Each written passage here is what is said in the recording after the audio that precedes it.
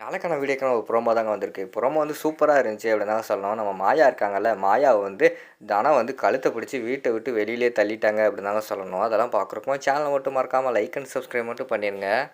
First எடுத்தோடனே வந்து தனம் வந்து கோவமா பேசிக்கிட்டு இருக்கிற மாதிரி தான் காட்டிக்கிட்டு இருக்காங்க. உனக்கு எவ்வளோ சொன்னாலும் நீ வந்து கேட்க மாட்டேல, அவனை எனக்கு பிடிக்காது அப்படின்னு சொன்னாலும் அவனோட ஃபோட்டோவை வந்து ஃப்ரேம் போட்டு என்கிட்ட கொடுத்துருக்க அப்படிங்கிற மாதிரி சொல்லிக்கிட்டு இருக்காங்க.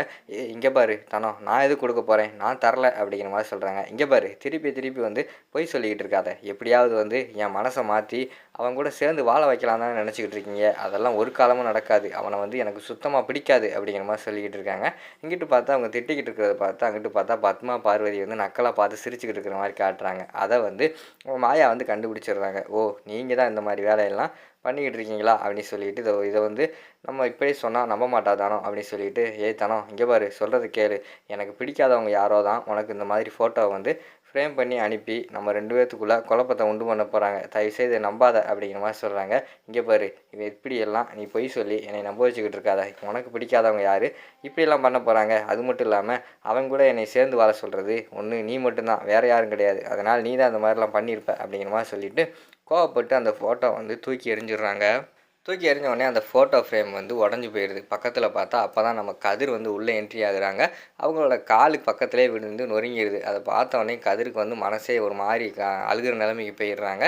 டக்குன்னு பார்த்தா தனம் வந்து திட்டுறாங்க. இங்கே பாரு இவன் மூஞ்சிலே எனக்கு முழிக்கவே பிடிக்கலை, அவனோட ஃபோட்டோவை வந்து ஃப்ரேமாக கொண்டு வந்து என் ரூமில் மாட்டி வைக்க சொல்கிறியா, அதெல்லாம் முடியாது, இவன் கூட சேர்ந்து வாழ்வேன்னு நினச்சி ஒரு கனவுல கூட இதெல்லாம் நினச்சிக்கிட்டு இருக்காதீங்க அப்படிங்கிற மாதிரி சொல்லிக்கிட்டு இருக்காங்க. பக்கத்தில் வந்து பாட்டி வந்து சொல்லிக்கிட்டு இருக்காங்க. ஏய் எதுக்கு இப்போ அவசரப்பட்டுக்கிட்டு இருக்க, அவள் தான் நான் தான் கொடுக்கலன்னு சொல்கிறேன்னு சொல்கிறாள், பிறதுக்கு இப்படி தேவையில்லாமல் இப்படிலாம் பண்ணிக்கிட்டு இருக்க அப்படிங்கிற மாதிரி சொல்கிறாங்க. பாட்டி உங்களுக்கு ஒன்றும் தெரியாது பாட்டி, இவள் வீட்டில் இருந்தாலே இந்த வீட்டில் யாருக்குமே நிம்மதியே இருக்காது, இவன் இந்த வீட்டை விட்டு போகிறது தான் சரி அப்படிங்கிற மாதிரி சொல்லிக்கிட்டு இருக்காங்க. ஏய் என்ன பேசிக்கிட்டு இருக்க, அப்படிலாம் பண்ணக்கூடாது அப்படிங்கிற மாதிரி வந்து பாட்டி சொல்லிக்கிட்டு இருக்காங்க.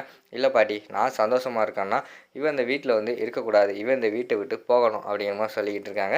அப்போ வந்து கதிர் வந்து சொல்லிக்கிட்டு இருக்காங்க. ஏய் இங்கே பாரு இப்படியெல்லாம் பண்ணிக்கிட்டு இருக்காத, அந்த ஃபோட்டோவை ஃப்ரேம் பண்ணி கொடுத்தது மாயாவாக இருக்காது அப்படிங்கிற மாதிரி சொல்லிக்கிட்டு இருக்காங்க. உனக்கு என்ன தெரியும், அவள் தான் பண்ணி கொடுத்தா அப்படிங்கிற மாதிரி சொல்லிகிட்டு இருக்காங்க.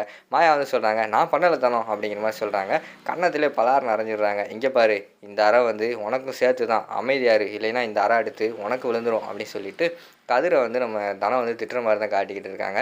நீ எதுக்கு இந்த வீட்டில் இருக்க, நீ இந்த வீட்டை விட்டு வெளியில் போ, நீ இந்த வீட்டில் இருக்கக்கூடாது, நீ இந்த வீட்டில் இருந்தால் யாருக்குமே நிம்மதி இருக்காது, முதல்ல வெளியில் போ அப்படிங்கிற மாதிரி சொல்கிறாங்க. மாயா வந்து அப்படியே தகச்சு போய் நின்றுக்கிட்டு இருக்கிற மாதிரி தான் காட்டிக்கிட்டு இருக்காங்க. நீ சொன்னால் கேட்க மாட்டேன், உன்னை கழுத்தை பிடிச்சி வெளியில் தள்ளினா தான் சரி வரும் அப்படின்னு சொல்லிட்டு அவங்களோட கழுத்தை பிடிச்சி வீட்டுக்கு வெளியிலேயே தள்ளுற மாதிரி தான் காட்டிக்கிட்டு இருக்காங்க. ஓடி போய் அந்த இடத்துல வந்து மாயா வந்து கீழே விழுந்துடுறாங்க. சரின்னு சொல்லிட்டு அவங்க வந்து கை தாங்களாக வந்து கையை பிடிச்சி தூங்குற மாதிரி தான் காட்டிக்கிட்டு இருக்காங்க கதிர். அதோட பார்த்துக்கிட்டிங்கன்னா அந்த ப்ரோமோ வந்து முடிச்சிடுறாங்க.